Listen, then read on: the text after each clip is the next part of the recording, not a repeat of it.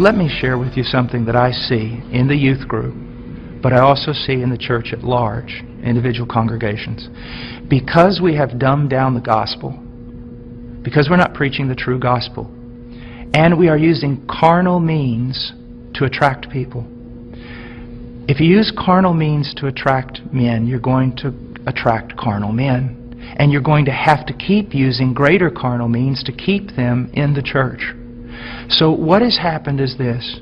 We have these large churches filled with many unconverted carnal people. But in those churches, we also have this small group of people that honestly want Christ. And they honestly want His Word. And they honestly want to be transformed. They don't need anything else. All they need is true worship of the true God and Scripture being preached to them and lived out before them. That's what they want. Now I want to tell you the great sin of the American pastor. And this has got me in a lot of trouble, but it's true. This small group of converted people in that local church, all they want is Jesus. And all they want to do is the right thing. They want purity, they want truth, they want Christ.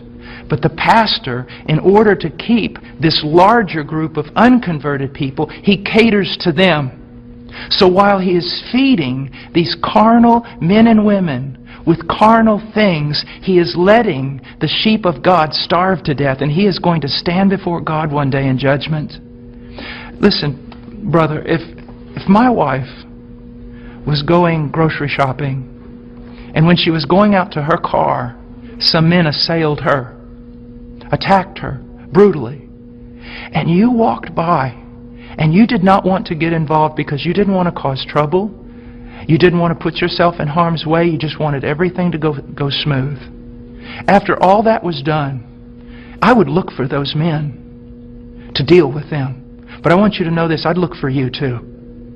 Because you had a chance to stand for my wife, my bride. And out of self-preservation or wrong ideas, you did not do it. You're just as much responsible as those men who attacked her. And that's what's happening all throughout America with pastors. It's the bride of Christ. There are sheep in all these churches, many of them, even churches that seem somewhat heretical in places. You'll usually find a group of people who truly want Christ, but the leadership is catering to the carnal and letting the bride of Christ starve to death, impoverished. And that is wrong. And there's going to be judgment for it. And the same thing is happening to the youth.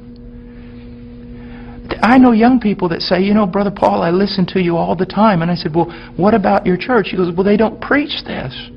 It's not what the other young people want. And so they give them what they want. I'm starving to death. A little child of God, it would be better that a millstone be tied around your neck than you cause this little one to stumble.